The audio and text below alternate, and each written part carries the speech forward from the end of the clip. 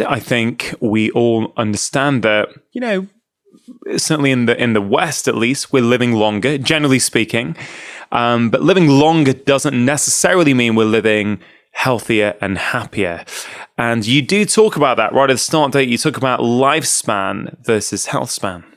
Yeah, so I worked at the Salk Institute for a while, on and off over the years, and our former director, Elizabeth Blackburn, who won the Nobel Prize for discovering telomerase,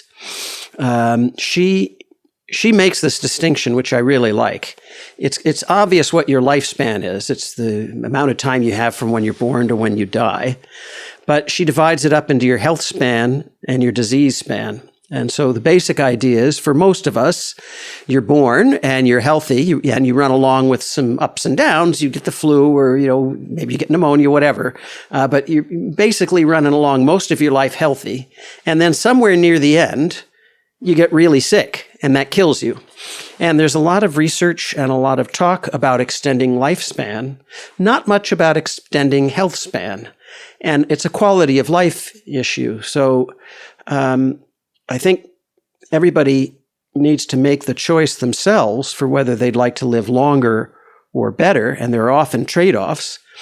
But the idea is that I think we should be talking about maximizing health span, minimizing disease span, not just purely trying to increase the number of years you're on the planet. Yeah, and I think if you ask most people, would they like to live longer? Generally speaking, people, I think, often say, I don't want to live longer, because they associate old age with pain, with disability, with being immobile, with not being able to do the things that they want to do in their life.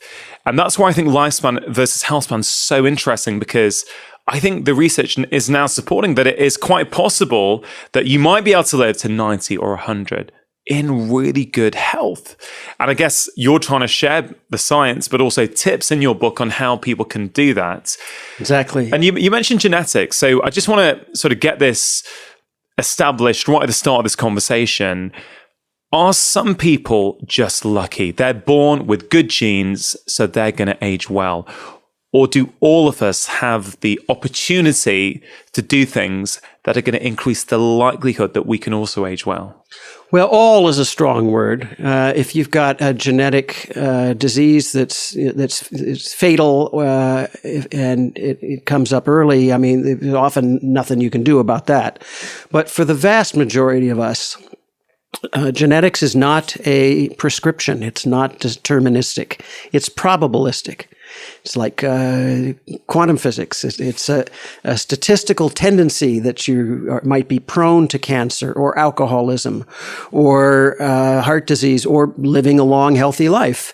And the choices that we make in three areas can really, there's a whole lot that's still under our control. Genes make up, depending on the trait or quality you're looking at, they make up between 7 and 50% of the variability in outcomes. That leaves a whopping amount that's under our control. And it's basically things like mindset, healthy practices, and then luck. If you get hit by a bus and you get a concussion, no matter how careful you were, that could happen, and that will change things. I'm curious to know what conversations you have with your patients. As you know, I'm not a medical doctor. I'm just a simple country neuroscientist. So do you talk about quality of life, and are there trade-offs in your patients where you have to say, well, look, you can do this. If you do this, it'll make you live happier, but maybe not as long? Yeah, look, I talk with my patients about a whole variety of different things. So, typically people will be in to see me with a specific problem. So I wouldn't say that many people are coming in saying, hey, doc, what can I do to enhance and optimize my longevity? You do get it a couple of times, but it's not that common. So typically the attention goes to what is that person suffering from? Now, my bias is that we over-medicate in medicine. We suppress symptoms a lot, and that often if we're careful with lifestyle interventions, you can make big changes, not just in terms of prevention, in terms of preventing getting sick, but often when people are sick, it can make a massive improvement in their symptoms. And, sometimes, you can reverse things, but I'm talking about giving patients a sense of agency over how they feel. Absolutely. Which I think is really important. I think certainly in almost 20 years of practice, I'd have to say that when a patient feels as though they can't do anything, like they've just got this condition and there's nothing they can do about it, I just see, you don't see that good outcomes there. People feel very disengaged from the process. I always want to give people a feeling that they can do something about it. Even if it's 5 minutes of meditation a day, it's going to help change their perception of it. But often what I do is when I talk to them about those lifestyle changes, I'll also explain what that's going to do for them long term. So yes, it's about helping them in the short term with their symptoms, but also I'll say, well, yeah, but this can also, sleep, for example.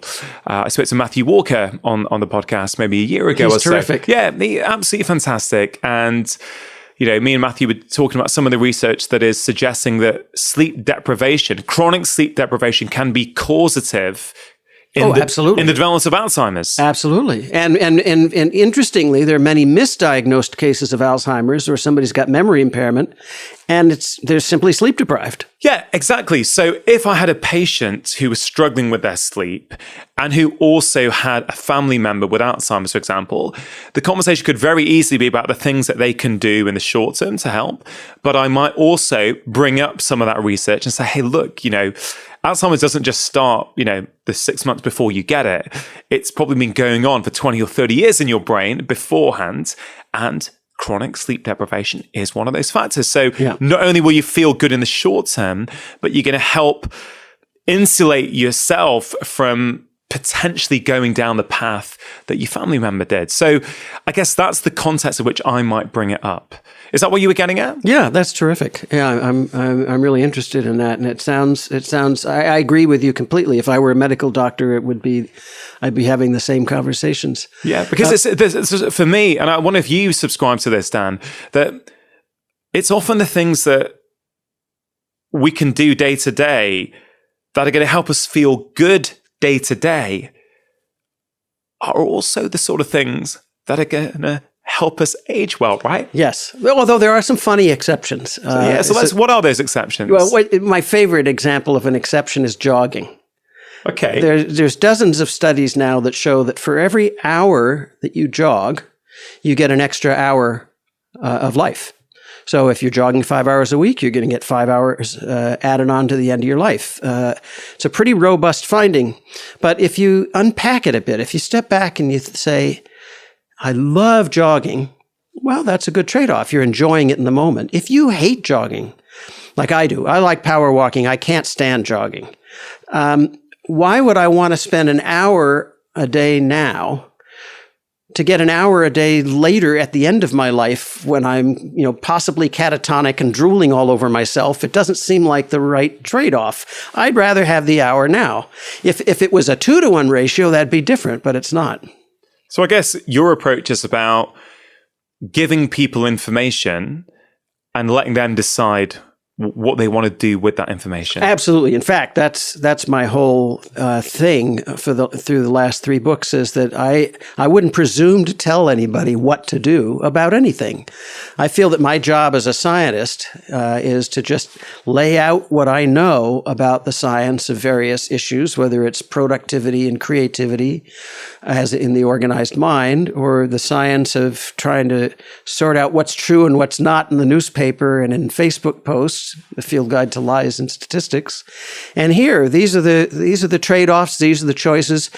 You have to decide. It's a very personal thing. Yeah, and Dan, it's interesting. You're saying that as a neuroscientist, but I would echo that as a medical doctor. I actually don't believe it's my job to tell anyone what to do. In fact, well, I appreciate that because a lot of doctors are paternalistic. They are, and I fundamentally believe that you don't really connect and make long-term changes with someone when you are paternalistic and you tell them what to do. I guess going back to the book, because I do think it's really interesting, and there's quite a few There's quite a few things in there that I think people listening to this podcast can start thinking about applying into their own life, which is ultimately, I think, the goal of you sharing that information with people. It's, yes, to educate them, but it's also to hopefully empower them to think, hey, I could start doing that, right? So let's actually go into the sort of granular, the nitty-gritty of what it is. What is the number one thing people can do to help ensure that they age well? The number one factor that influences how you're going to fare at any age is a personality trait, a mindset, you might call it, of conscientiousness. That swamps all other factors in terms of whether you're going to be healthy and happy at age 8 or age 108. Now, think about it. Conscientious kids don't cross against the light, so they're less likely to get hit by a lorry. Conscientious teenagers and adults are less likely to end up in prison because they follow some marginal rules.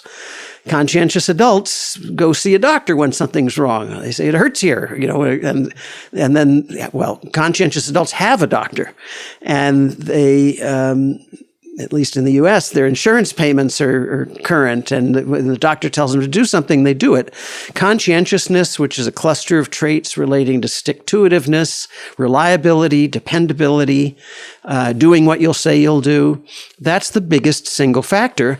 And although it's unevenly distributed throughout the population, some people have a lot of it, some people have none. And on the one extreme, if you've got too much of it, it becomes obsessive-compulsive disorder. Compulsive hand washing or things like that. You can change that as well as any personality trait or mindset quality at any age. It's never too early to start, and it's never too late to start. Yeah, and that's super interesting because when you talk about personality, because you're basically saying the number one factor that predicts if you're going to age well is how conscientious you are. Yeah. And some people will hear that and think, oh my God, I'm not that conscientious a person. So that number one factor that Dan said, and Dan, that neuroscientist said, I don't have it. But what you're then saying is that you can change your personality. Well, you can. The whole field of psychotherapy is based on this idea. And although not all psychotherapeutic techniques work for all people, there's a bunch of studies coming out about behavioral change.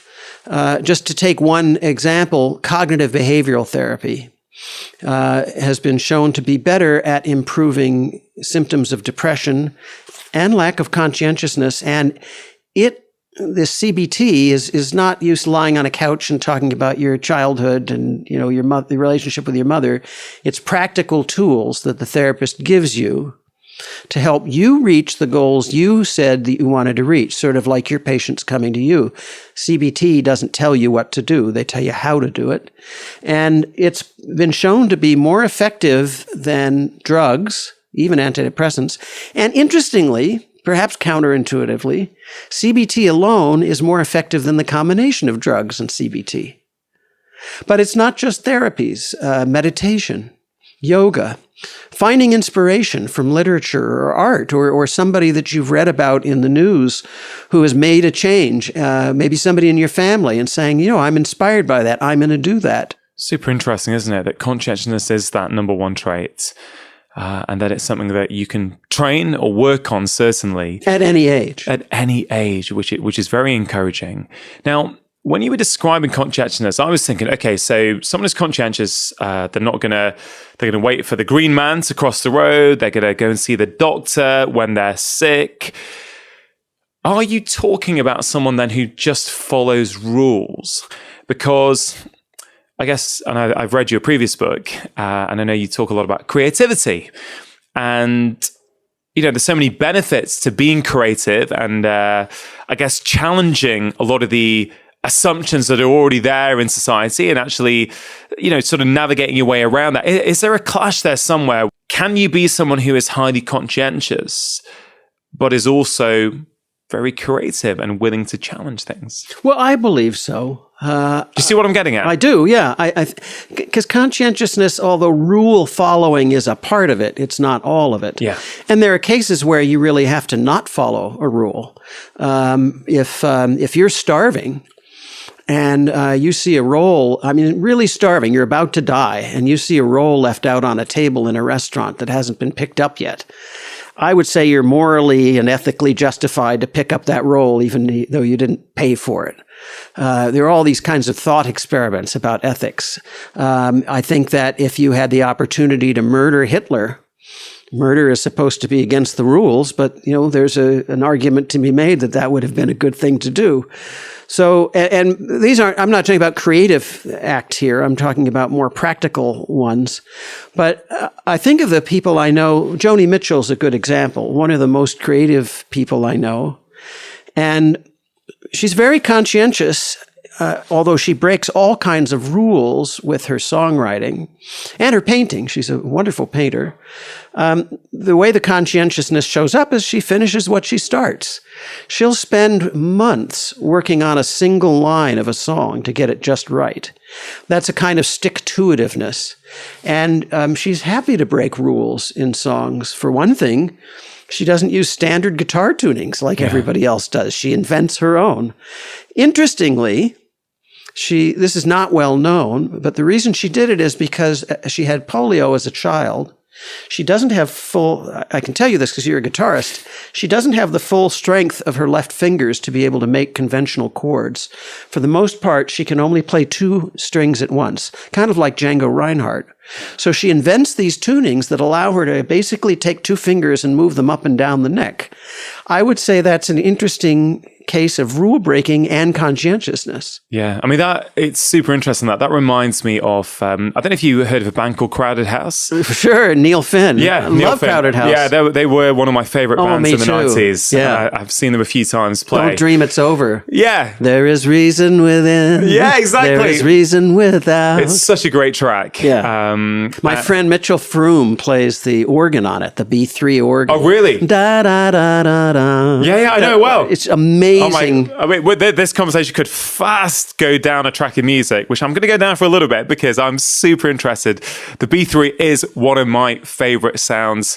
I think out of all musical sounds, I absolutely love it. And when it's just sitting there in the background, it's just beautiful. And I think that Mitchell managed to get it as close to the timbre and the sound of Booker T. Yeah. Booker T. Jones. I think he managed to get that sound, the Booker T sound, Green Onions and all that. And it's hard to do. It's all in the drawbars and it's in the micro adjustments you make with touch. Yeah. But man, he nailed it. I mean, back and on Crowded House, what was relevant in my head based upon what we said about Joni Mitchell is that I remember seeing an interview with Neil Finn once, and he's not verbatim, but he says something like, we're a 4-piece band, so our limitations become our strength. So he was all from certainly my interpretation of what I heard was that we're going to only record stuff or play live stuff that we can do, the 4 of us. So we're going to have to create around that rather than bringing in extra people to be able to play this part or that part or that part. It's the opposite of a latter-day Beatles or Steely Dan approach. Yeah. They're a live band like you too. Yeah, exactly. And it's fascinating that Joni also, because she's got a limitation that that gives her some new creativity, because if she didn't have that, maybe she would play in standard tuning and therefore she might not be as creative. Who knows? But it's super interesting. But I guess, Dan, we are talking about aging well and the brain, and you've written a book on music and the brain. So I'm interested, does music play a role for us in terms of how we're aging? Well, yes and no. We now believe that 5% of the population are, sorry for a buzzword, but anhedonic for music, meaning they don't get pleasure from music. And, this just due to genetic variation or environmental factors. We see anhedonia, failure to receive pleasure, in many domains. Some people don't like chocolate. Some people don't like sex. Or being touched. Some people don't like music. But for the rest of us who do, there are some interesting connections between music and aging, some of which are well known. If you've got Alzheimer's or extreme dementia, and you no longer recognize where you are or who your friends are, you don't recognize yourself in a mirror, In many, many cases, you still recognize songs from your youth. They're preserved. And this is not just kind of a cool fact. It's an essential part of adults living with cognitive impairment in relaxing them or causing them to be less agitated. Imagine what it's like if you look in the mirror, you don't recognize who it is, you were put in some home or facility after your memory impairment started, so you don't know where you are. You don't recognize the caregivers who come in every single day. And often we see in these patients, as you well know, a great deal of agitation and anger. And of course they're angry. They don't know where they are. But you put on the headphones, the earbuds, whatever, you play them a song from when they were 14 years old. They suddenly reconnect with themselves. There's home. There's something in their memory that they recognize, and that's who I am. This is something I can get a hold of. And we find that in these cases, the patients as well as their families are tremendously relieved. Now, that's sort of an extreme case of music. A less extreme case that's not as well known is that older adults who start to learn an instrument, or if they already play a new instrument, that learning is neuroprotective. One of the many myths that I try to bust in The Changing Mind is that you can't grow new neurons after a certain age, or you can't make new neural connections. Neuroplasticity, the buzzword for making new neural connections, new synapses, that goes on your entire life. And the more you can learn, especially new things, the more neuroprotective it is, because you're building up neural and cognitive reserves. So that could be anything though, right? You just learning anything, whether it's music or sport or absolutely, but is a new language. So this sounds like one of the key things we need to be thinking about as we get older is keep trying new things. Yeah, and in particular, there's this new appreciation for what we call embodied cognition. Barbara Tversky and Scott Grafton both have new books out about this. Scott's is called Physical Intelligence. Fantastic books. The idea is that your body actually helps your mind grow through the experiences you have manipulating your body. So learning a new language is neuroprotective, but learning something that involves eye-hand coordination, musical instruments being one, not so much singing, but playing an instrument, or taking up tennis or ping pong, or anything that involves this kind of body intelligence. Very powerful is simply going for a walk on an uneven trail. As you probably know, some Scottish doctors are now writing prescriptions for their patients. Go for a walk outside. It's because as you're walking on an uneven surface, your foot and your ankle and your legs and your vestibular system are making dozens of micro adjustments every minute. You have to change the pressure and the angle, and you have to get feedback about what's happening so you don't fall over. And it's hugely important. So would you say that, would you therefore not be recommending as people age that they work out in a gym, on a treadmill, or on an exercise bike? Or can you do a bit of both? Well, you can certainly do a bit of both. I mentioned at the beginning of our conversation, I've changed a few things in my own life. One was I didn't know about sarcopenia. How would I? As I say, I basically know about stuff from the chin up and a little bit of spinal cord. But sarcopenia is to muscle what osteoporosis is to bone. And so I've started doing resistance training. I go to the gym. I'm not trying to bulk up like Arnold Schwarzenegger, but I do a round of 12 different weight machines just to keep my muscles going. I spend about 40 minutes there 4 or 5 times a week. Jane Fonda has told me she started doing the same thing. Do you enjoy it? I do. I couldn't tell you why, but I do. And I also do the elliptical because I'm trying to get my heart rate up, and I do what's called high intensity interval training. But better than both of those really is the difference between sedentarism and moving outdoors. If you only do one thing, you should move outdoors. But yeah, adding the others is great.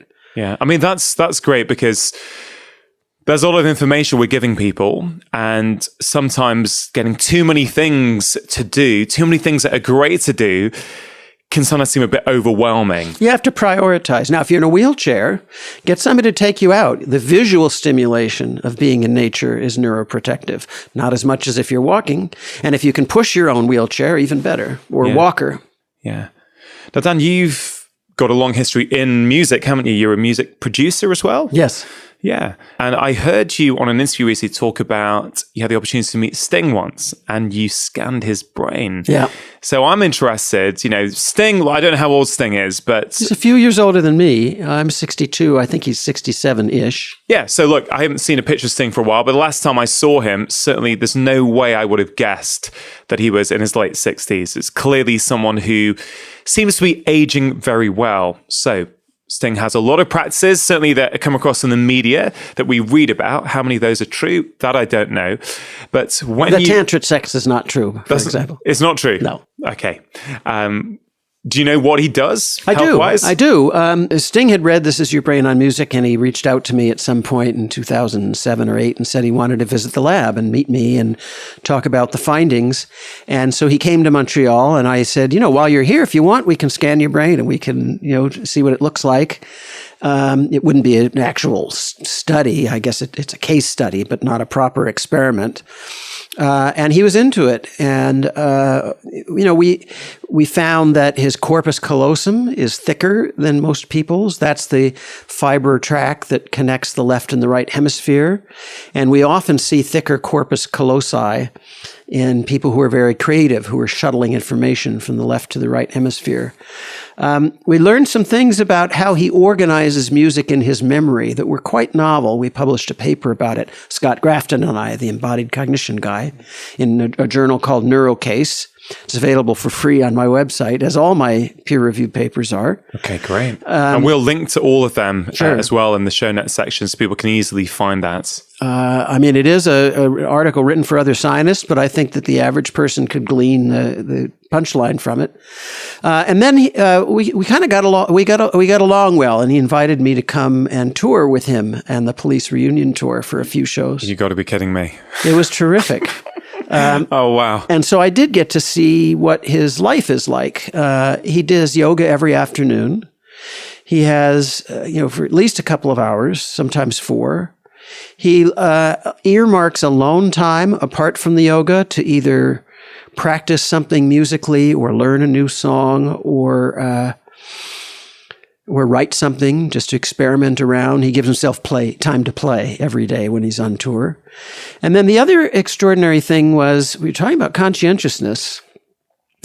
I've never met anybody with the work ethic that he has. And, I'm a professor. I know a number of Nobel Prize winners. Most of the professors I know are workaholics. We work 75, 80 hours a week. That's nothing compared to what Sting does. He is working all the time. He enjoys himself, but his work ethic, just to give you an example, I asked him, how is it that you play bass and sing at the same time? I'm a bass player. That's very difficult to do because It's not like strumming a guitar or finger picking where everything's in sort of lockstep time. Bass parts tend to be syncopated. You're not always singing when the bass hits a note. You're sometimes singing in between notes and in odd integer ratios. And so just as a demonstration of work ethic, I said, how do you do it? He says, when I know that I'm going to go out on tour and I'm going to have to play these songs in the studio. Yeah, you can track it differently. Yeah, he played the bass first, he sang second, or vice versa. If he's going to have to do it live, so he writes out on a piece of paper the lyrics and the chords or the notes, and he writes a kind of visual map for where the vocal note is versus the bass notes. Sometimes they're synchronized, sometimes they're anti-phase. And then he'll sit down and he'll practice one measure at about 1/5 the normal tempo. And he might do that for half an hour, that one measure. And then he'll put it away and go to another song, and the next day he'll come back and he'll add another measure. And he says it could take him 6 months to work up a tune at the proper tempo. And I thought, wow. Oh my God. Is it a bit like, again, I'm not trying to compare the two, but just to sort of make it really relevant for people at home who maybe are not musical or don't play the bass and have never tried to play the bass and sing at the same time, like, I'm sure it's the same in America, we have this thing where you have to try and pat your stomach and, put your hand around your stomach and pat your head at the same time, which some people find quite hard to do but I think most people, when they focus on it and practice... Well, it requires what we call limb independence. Yeah, so is there something similar to that that's going on with Sting when he's trying to just teach him... maybe not limb independence, but, voice and hand independence. Yeah, and we find this in a lot of activities. Flying an airplane requires limb independence. You're using both feet, you're using both hands. One of the things I did in order to adopt the advice that I gave others in the book is that I realized I had to push myself out of my comfort zone. And so I took flying lessons and studied for my private pilot's license, because it is very complicated. It's not like playing drums. So you're doing this to help you age better. I did, yeah. Yeah. Because it's a new skill and it's sort of taxing your brain and your brain's having to fire up different neurons. Yeah. Is that, in a nutshell, what it is? It's exactly that. It was taxing my brain in ways I hadn't taxed it before. Yeah. Not only that, but I'm terribly afraid of heights. And so it was a way for me to get some agency over my own feelings in life. I mean, I find if we just go back to Sting for a second, what I find really interesting is you started off talking about Sting and saying that he makes sure he does some yoga every afternoon, sometimes for 2 hours, sometimes for 3 or 4 hours. He ensures that he's got some time alone. Mm-hmm. And then you followed that up by saying he's one of the most, if not the most productive and conscientious people you've ever had the opportunity to meet. Yeah. And so a lot of people, that won't make sense. It will be like, hold on a minute. How can he be conscientious and hardworking when he's got time to do yoga in the afternoon and he's got time to spend an hour by himself each day? Unless, of course, those are things that help him be productive and conscientious. Well, it's exactly that.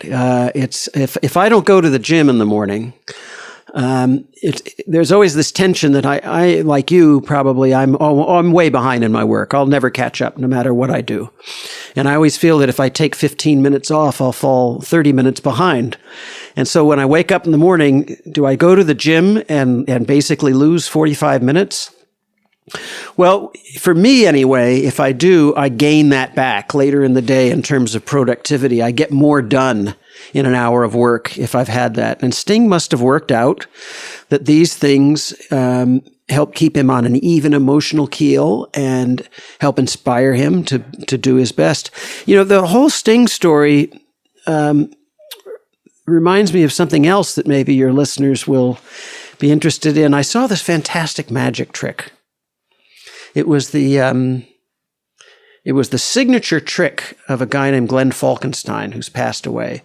And I saw it several times. And what he does is he goes into a room, it's usually a concert hall or a venue.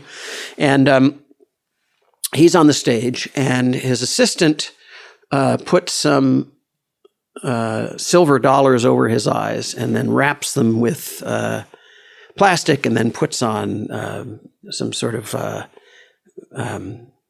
thing to block his vision even more.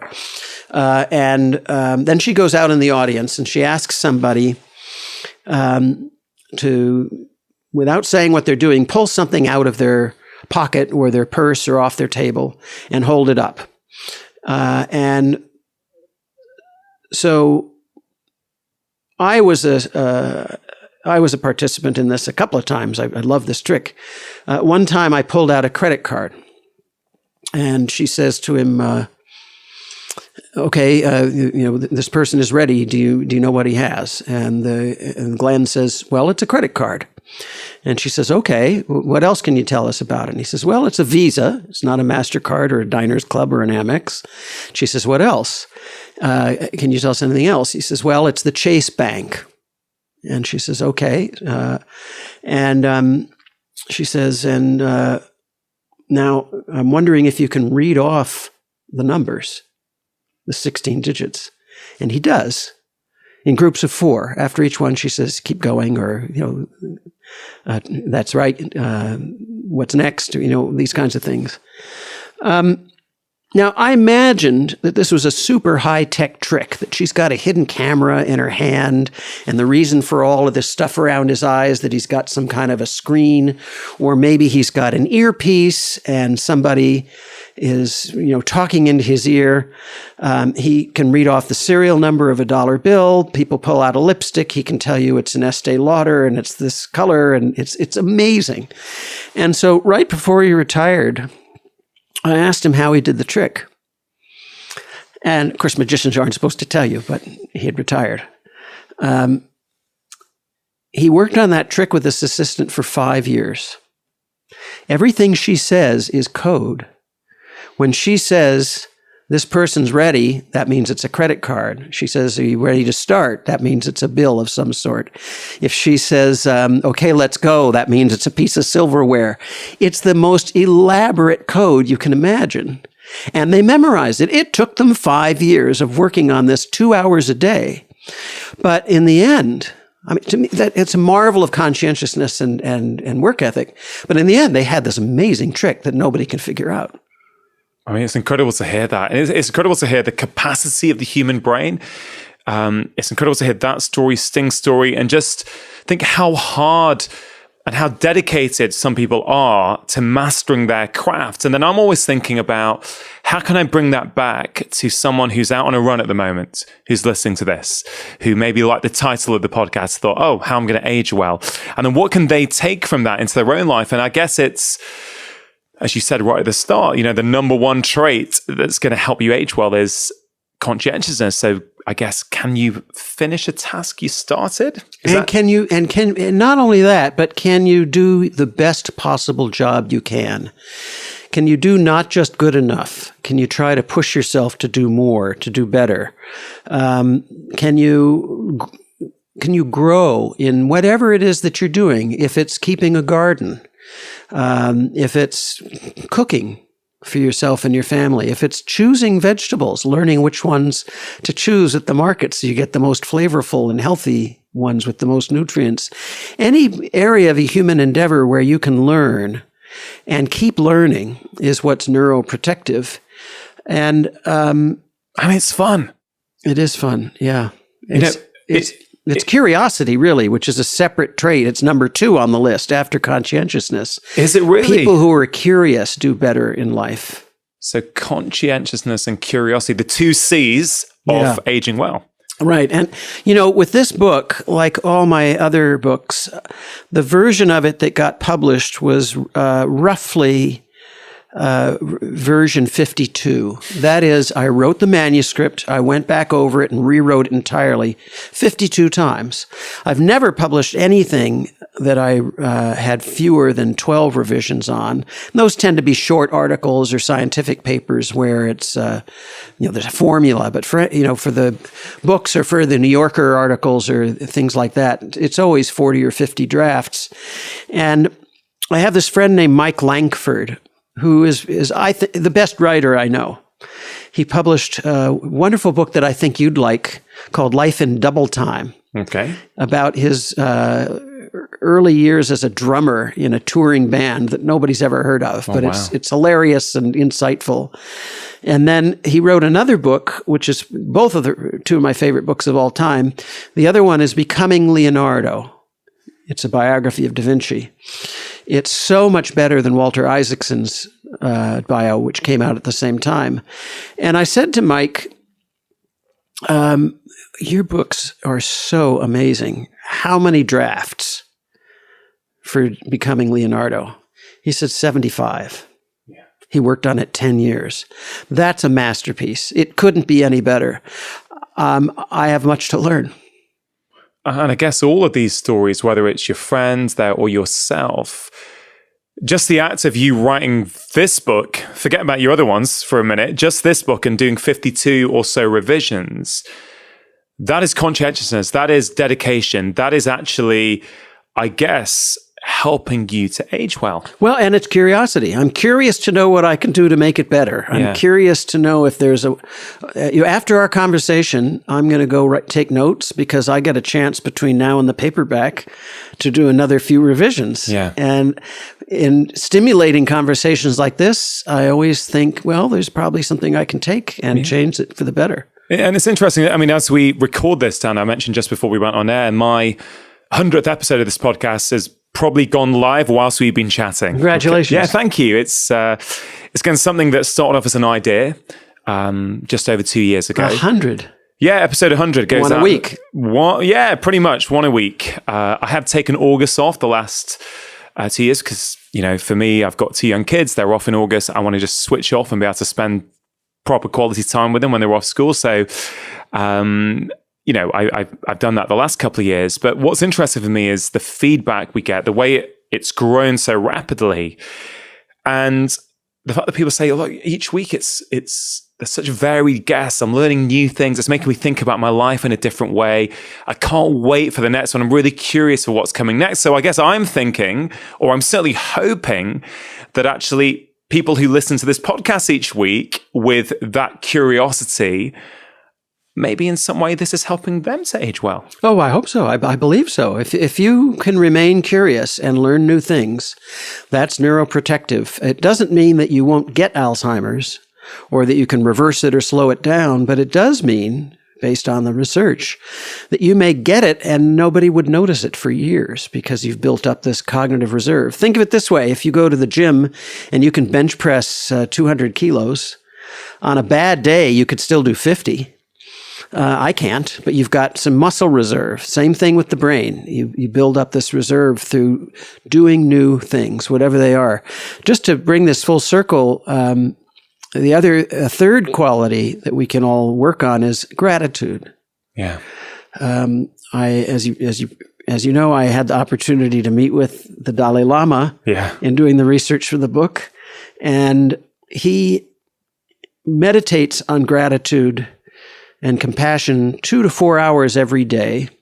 And he believes the real secret to happiness, not necessarily longevity, but happiness, is to embrace gratitude. If you're happy for what you have, and you're not focused on what you don't have and feeling slighted or carrying around anger and such, and how come so-and-so has a Tesla and I don't, or so-and-so got promoted and I didn't, so-and-so's spouse is better looking than mine, all of that stuff throws our brain into a kind of fear mode. It activates the amygdala. It releases cortisol.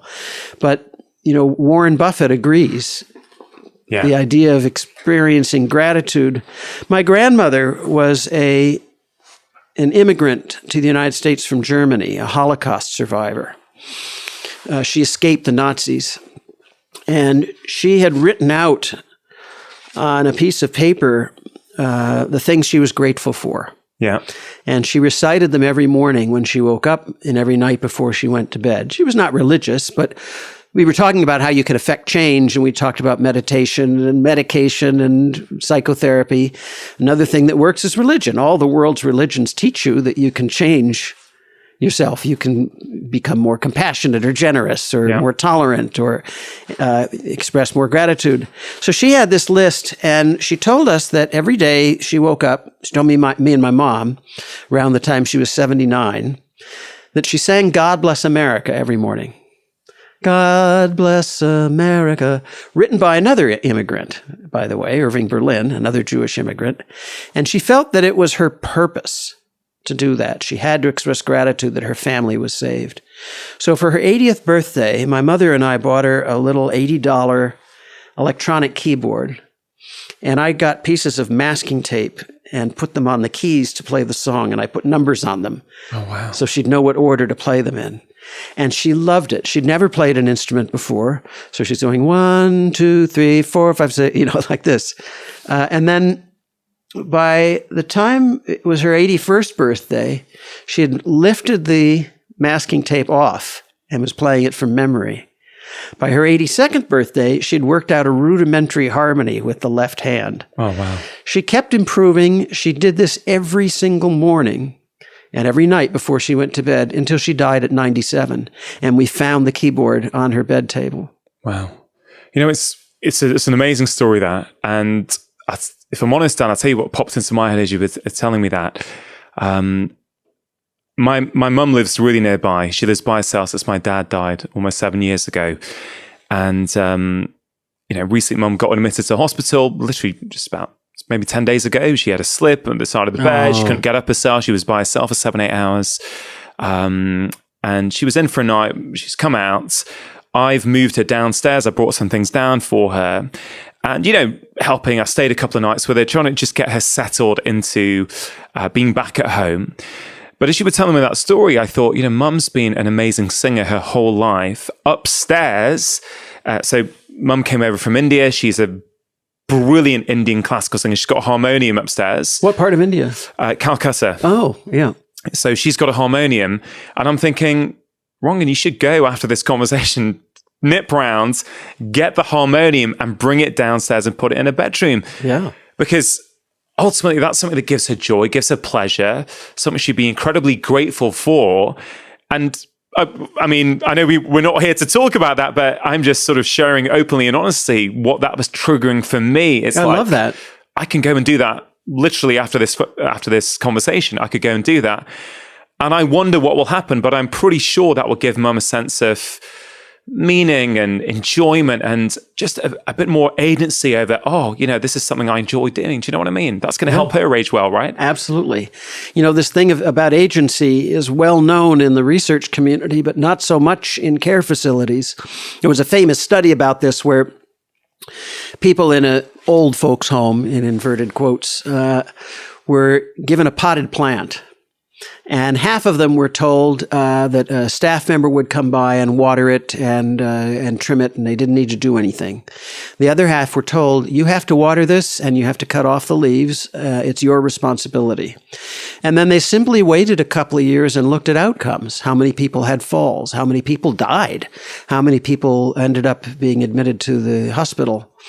And the ones who had this sense of responsibility and agency with something as simple and trivial as watering a plant did twice as well as the ones who didn't. That is incredible. And that makes me think for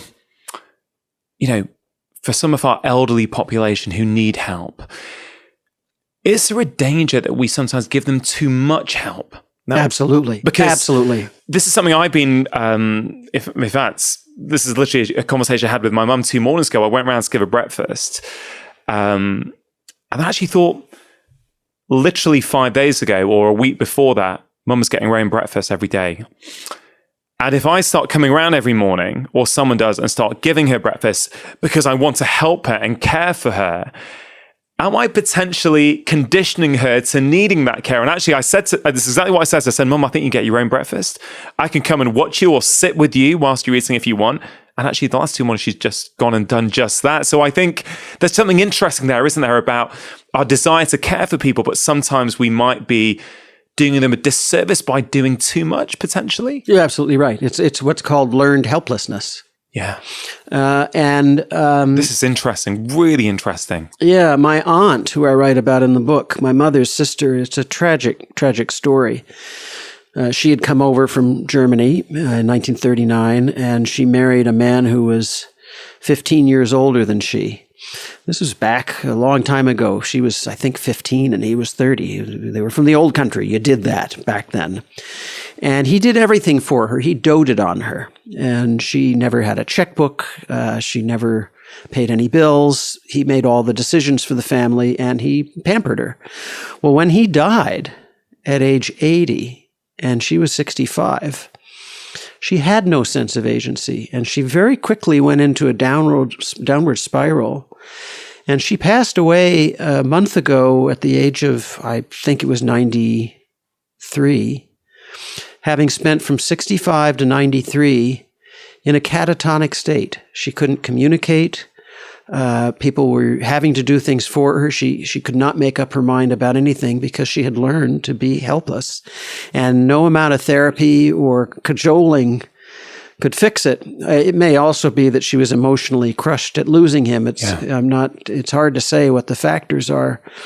But this, of course, one needs to temper this allowing people to do things to themselves with reason.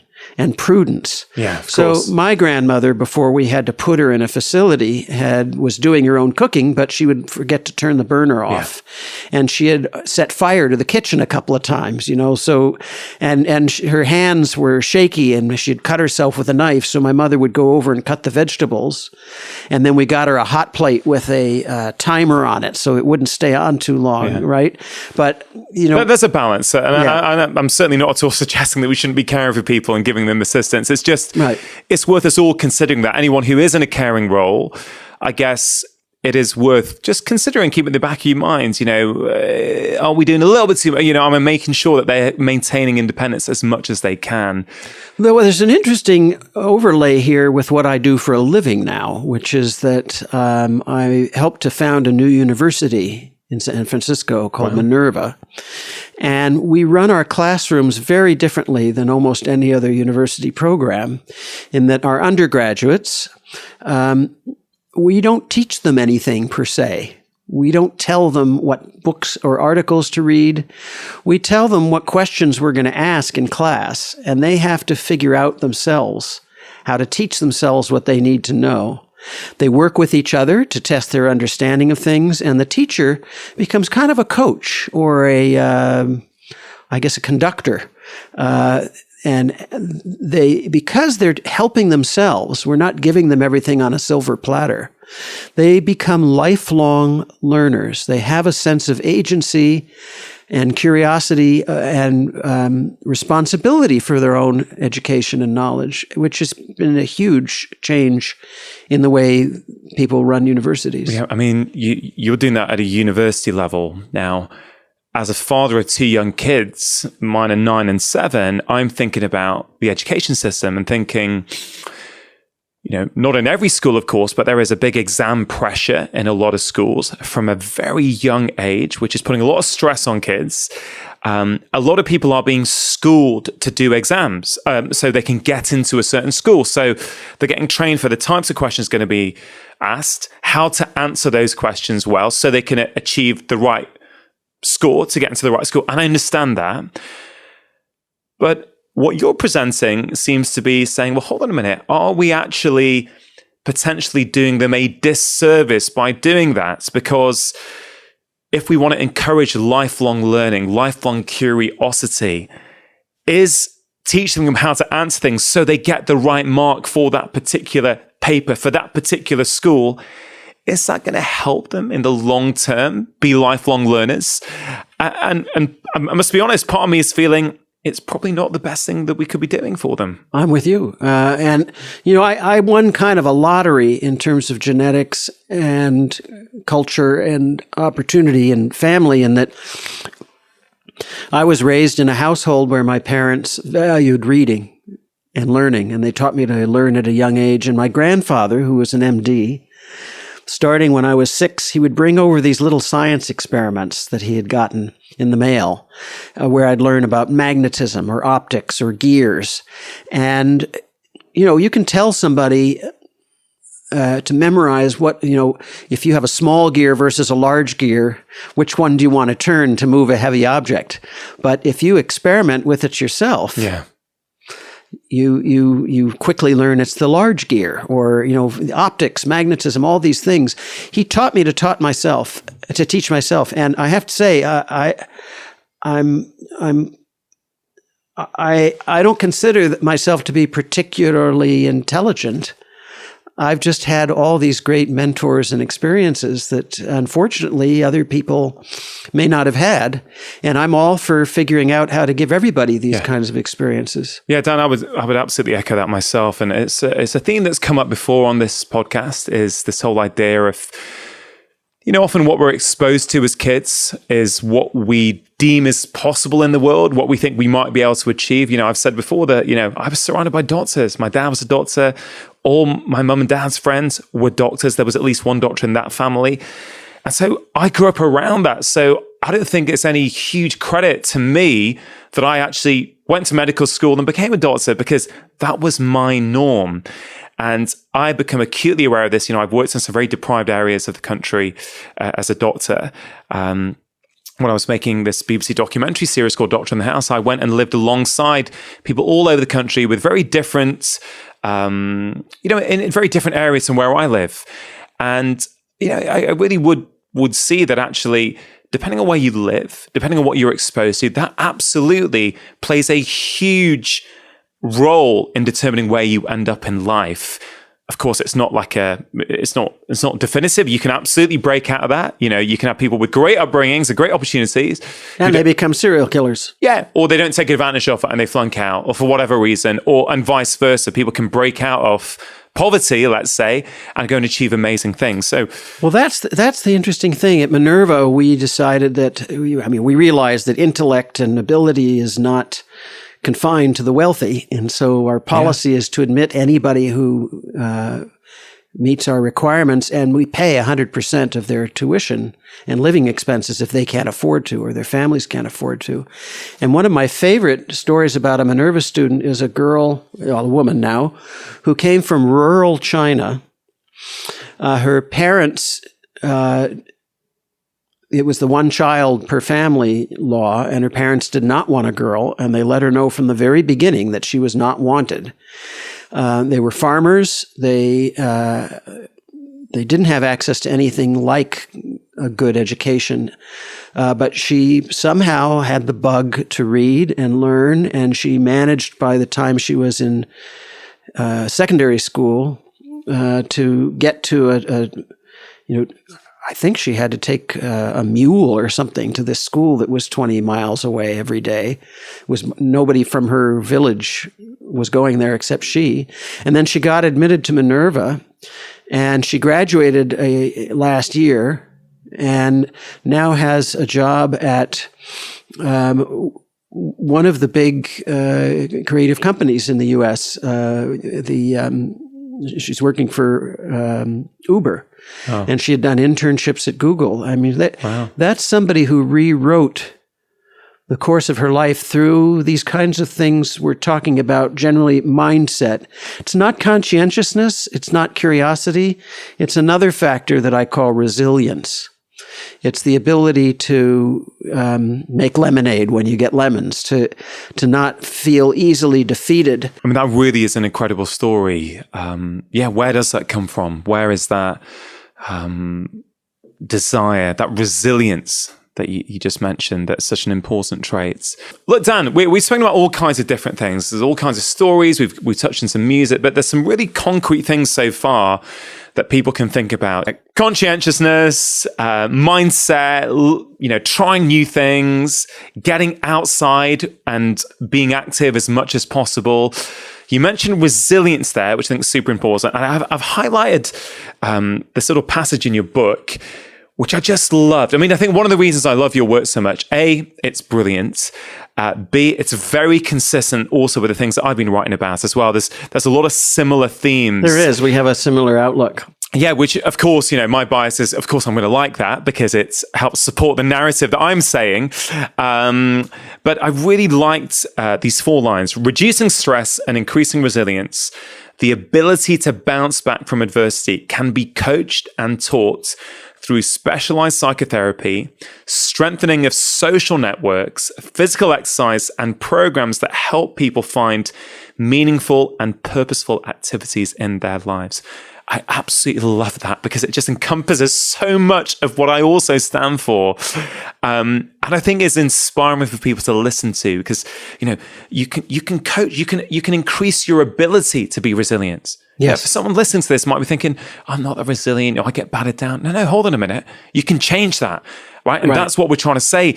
Doesn't matter how old you are, doesn't matter where you are in life, you can change that. So a few things we've not covered yet, which I'd really love to discuss with you are, well, in that you mentioned social networks, strengthening the social networks. Now, this is something, again, I've touched on in many conversations on this podcast before. But why are social networks so important? Well, I have a lot to say about this, but I'll try to say less. What you and I are doing right now, Rangan, is the most complicated thing for the brain that we know of. Having a conversation with somebody you don't know. It activates more regions of the brain than anything else that we know of. It requires turn taking. We can't be both talking at once. It requires empathy and compassion. I have to read your body language. So if you say to me, that's interesting, and you're looking right in the eye, that's different than if you say that's interesting and you roll your eyes on the top of your head. I've got to be keeping track of all these signals. Talking to somebody on the phone or through texting or through social networking is not the same. Actually talking to somebody is very, very important. And we talk about changing your life, becoming more resilient or more of anything that you want. Many of us don't need psychotherapy or meditation or drugs. We need it simply to have friends and family who are spurring us on. And, my wife will say to me every once in a while, you haven't been to the gym in a couple of days. And I don't feel like she's nagging me. We don't have that kind of relationship, but she's spurring me on. Helping me to remember the things that I want to do. And I hope I do the same for her. Social support networks. The other thing is that one of the biggest killers in old age is loneliness, which is not the same as solitude, because you can feel lonely in a crowded room and you can feel not lonely when you're by yourself. But loneliness is the biggest predictor of fatalities. Yeah. And an interesting way to not get lonely is perhaps counterintuitive. It's to have what Barb Fredrickson from Stanford, now at the University of North Carolina, she and Stanford students together. Again, serendipity. I had this great education and I learned about her work back then. She finds that micro-communications, just conversations with people on a bus or in the checkout line at the store. Just a little 15-second, hi, how are you? How's the weather? I see you bought these new cookies. I've never tried them. Do you like them? Having a few of these micro conversations throughout the day is a real cure for loneliness, even for people who say, I could never do that. Yeah.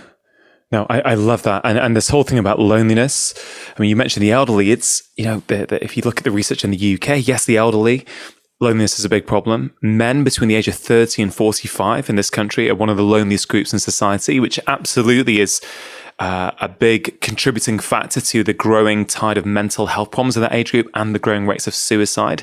And I sort of can't help thinking, but the digital world is in some way, for all its benefits, is contributing to this problem. And you mentioned that digital communication is not the same as human connection. Do you know why that is?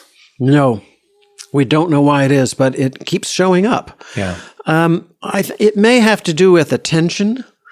I don't know of any work on the blind or the deaf, which would be helpful to have to sort this out. But if you and I are in the same room, I can tell whether you're checking Facebook on the side or if you're texting somebody. If we're just communicating digitally in some fashion, it's different. There's different requirements. Yeah. That non-verbal communication, I mean, I don't, depending which stat you read, and you may know some more current research than me, but it's something like 60, 70% of communication is non-verbal. Right. So it's all that body language that obviously you can't pick up over a computer or over your phone. And I love that thing about micro communication. It's something I've written about quite a lot. And in my latest book, which is all about 5-minute things that people can do, there's a section all on heart, what I call heart, which is not really about the physical structure of the heart. It's about human connection. Yes. And there's so many suggestions I made, but one of them is, look, if you drink coffee every day and you go to a cafe and pick it up and you're in a rush and you get it in a takeaway, okay, if you have to get it in a takeaway, say something nice to the barista. Just say, hey, I really appreciate that. Or hey, the latte you made me yesterday was amazing. I hope this one's as good today. Or whatever. It's amazing when you strike up this little micro, what did you call micro communications? Yeah, micro contacts, whatever. I've always liked doing things like that. And if you work at, like, sometimes if I'm getting an early train to London, I'm up early, let's say I'm feeling a bit tired, and you grab a drink on the way and you do that, you feel different, right? It changed. You've had a bit of meaningful human interaction, and it changes the way you feel. You don't feel quite as insular or stuck inside your heads. Right. In a big city like Manchester or London or any big city, generally our experience is we see all these people and we don't know any of them. Yeah. And we feel like we're on the outs. We're not part of the fabric of this community.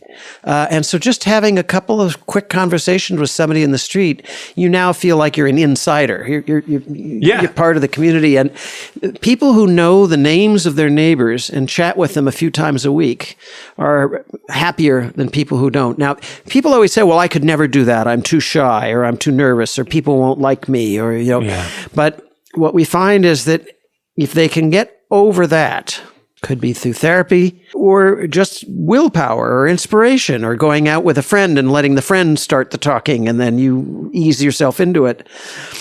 That makes a huge difference. Yeah, absolutely. And I think once people get over that hump and start, it's actually a lot easier than you think. Yeah. Because we're wired for that social connection. That the other human you're interacting with also is highly likely to want and crave that human interaction as well, because we're all walking around, pretty lonely, certainly compared to how we used to be as a society. Of course, there's individual differences.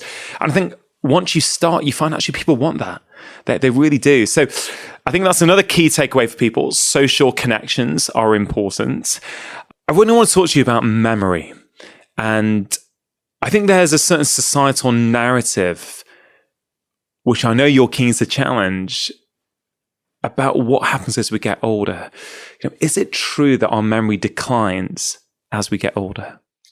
Well, I think that globally, the societal narrative is that after you're born, you begin acquiring skills and abilities. When you're an infant, you begin to learn to talk. And then when you're a toddler, you begin to crawl and walk. And you learn to share when you're a young child. And, it's a matter, you go to university or a trade school and you pick up a bunch of skills. And the idea is that you keep adding and adding. And then at some point, you start to fall off a precipice. Maybe it's 50, 60, 70, but, depending on your own story that you hold in your head, that aging is accompanied by inevitable decline. And that's not true. The brain does slow down. It can take longer to solve problems or retrieve a word, but there's no evidence that most of us will experience a real memory deficit. Now, of course, memory deficit is a hallmark of Alzheimer's, but Alzheimer's is rarer than we appreciate or realize. You can go through your 80s and 90s with no memory decrement, apart from the fact that it might take you a little while longer to retrieve a memory. But if it was a memory impairment, you'd never get it. It would be lost. It just takes a little longer because of demyelination and other factors. So why is it then that so many of us think and take as fact that our memory declines as we get older? Well, I don't know. I think part of it is that the story was developed for the way we lived maybe 40 years ago. We're living longer and healthier than ever before. When my grandfather was 65 in 1966, he wasn't particularly healthy. A 65-year-old today is, in general, much healthier. Everybody he knew, he was a doctor. They all smoked.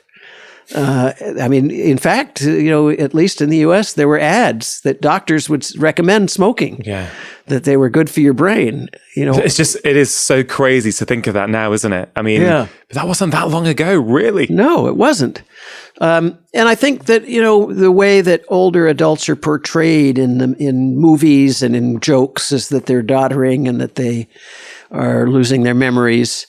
It almost becomes a self-fulfilling prophecy, doesn't it? In the sense that if that's what the movies are telling you and that's what media is telling you, and then let's say you're in your late 40s or early 50s and you forget something, you then will say to yourself, well, that's because I'm getting older. And it almost is reinforcing that belief. And is that part of the problem? Like, rather than actually, I think there's an example you use either in the book or in an interview I've heard you say before, that we just create a different narrative around it when we're older.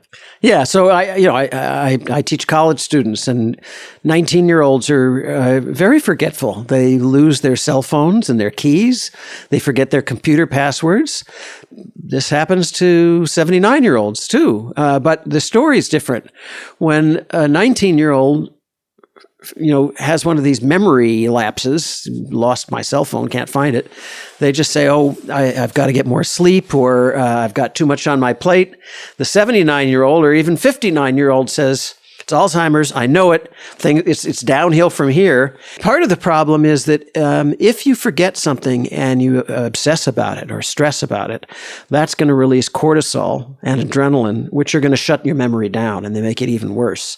So if you're trying to find a word and you're just beating yourself up and say, I have it here, it's that's the worst thing you can do. It's better to let go. Now, we do know that when older adults have this memory lapse or delay in getting a word or a name, it's not actually the concept that they've forgotten. It's what's called the phonological word form, that peculiar set of vowels and consonants that represent the word. That's what you lose. And there's a very particular area of the brain that is a little bit decremented as we get older. So you might know that you're thinking of a flower and you can picture it and you know its use, but you can't get the name gladiola. But sooner or later you'll get it. It's that, and you might even know it starts with G. It's 4 syllables. I mean, we've had this tip of the tongue kind of a phenomenon, but the proof that it's not really a memory deficit per se is that you get it eventually, and just don't stress out about it. Let it go. I mean, can we train that to be better? Let's say we're thinking of that flower, we can't think of gladiola. Is there something we can do to make it more likely that we can think of the word? We don't know, other than just letting go. And moving on. It's not that, most of the time, it's not that important that you get exactly the right word. And I think that's important, isn't it? That whole idea that really circles back to something you said right at the start of this conversation about, as long as I think you said something about diet. You don't stress about it too much. And you're saying now when you stress about it and you release cortisol in itself, when too much of it for too long a period of time will be detrimental to your memory. So chronic stress is detrimental to your brain, right? Absolutely. I mean, we've been listing big killers. Chronic stress is a huge killer. The fact is, though, you do need a little bit of stress. Yeah. Stress is actually neuroprotective, and it kickstarts the immune system. This is why I say, if you retire from something, you should retire to something else. You need the modicum of stress that requires you to get up out of bed in the morning and groom yourself and go be with other people and make some work product that's got a deadline. All these things are important as long as they're not stressing you out completely. Without that small amount of stress, we often see a great decline in mental and physical health. But yes, chronic, it's like with everything in the body. There's this Goldilocks zone. Yeah. Too little is no good. Too much is no good. You've got to come right in the middle. You know what? I teach a course that I created with some colleagues of mine called Prescribing Lifestyle Medicine, a accredited course that we teach to, GPs and specialists and other healthcare professionals about the science of various lifestyle factors and how we can use them to help our patients. And I show this graph. I think it's from a 2015 journal. I can't remember the name, Learning Memory. I can't remember the name of the journal. But again, there is a Journal of Learning and Memory. It's one of our big journals. I think it's that one. And there's this beautiful graph showing stress's impact on the brain. And how, again, it's that, you start off, as stress increases, your brain function is improved. But then you start to get diminishing returns, and then it starts to become detrimental. And we know that, chronic stress, kills nerve cells in the hippocampus, the memory center of the brain. So as you say, it is that Goldilocks zone. You need enough to get you engaged in life, but not so much that you're worrying about every little thing. I think you actually mentioned in the book, don't you? People who ruminate a lot, that go over and over things and worry and become anxious about it, you're saying that actually makes your body awash with those stress hormones that can actually be detrimental to aging well. Yes, that's exactly right. Yeah, I mean, super, super interesting. And the stress hormones not only damage cells in the hippocampus, they damage your microbiota in the gut. They get it out of balance, and your microbiome is creating 95% of the serotonin that ends up in your brain, and doing all other kinds of things in terms of immune function. Yeah, I mean, it's incredible. Dan, there is so much that we could talk about. Going back to before we close it off with some really practical tips for people. One thing I really was absorbed with in your book was the stuff on pain, and I think you quote a statistic saying that pain is the source of 80% of doctor visits in the US or something like that, which was really staggering. And it's interesting also that the way we treat pain today is basically the same way we've treated it for 2,000 years, with the bark of a tree, aspirin, or its synthetic equivalents, or the seed of a poppy, opiates, and their synthetic equivalents. We have not made advances in 2,000 years. Well, I wonder if that's because we're looking at it maybe through the wrong lens. And what I mean by that is you say in your book that pain, and why this is so important is we're talking about health span versus lifespan. Sure, you can live to 100, but if your last 10 years are in chronic pain, that is going to influence the quality of your life and how much enjoyment you get and what you're going to get out of that life. And you say that pain is influenced by cultural, environmental, historical, and cognitive factors. Isn't that interesting? So in the U.S., doctors all know, especially ER doctors, emergency room doctors, you call them something else here, I think. Yeah, well, A&E or emergency departments. Yeah. All of them know that if you're a member of a certain cultural or ethnic group, on the standard pain scale of 1 to 10, if you say that your pain is 3, and you remember this particular group, they prepare the operating table. These are people who are not accustomed to expressing pain. 0 is no pain, 10 is a lot of pain. If they say 3, it's time to prep the operating room. There are other people who they'll say they have a 9, and it means you can, just let them sit in the waiting room for a few hours. Yeah. There are these different ways we have of being in the world that are cultural. And I guess in many levels, pain... Well, not many levels. Pain is subjective, right? So it's absolutely that. Yeah. So therefore, if we're using a subjective scale, 0 to 10, to tell the doctor in front of us or the healthcare professional how much pain we're in, of course, my 3 may be different from your 3. Well, absolutely, and it's a matter of context. So if I'm hiking and I've got a rock in my shoe and it keeps pressing on this part of my foot, I'm really annoyed, and I'll stop and take the rock out. But I might pay 40 quid to go to a massage therapist to press on exactly that part of my foot.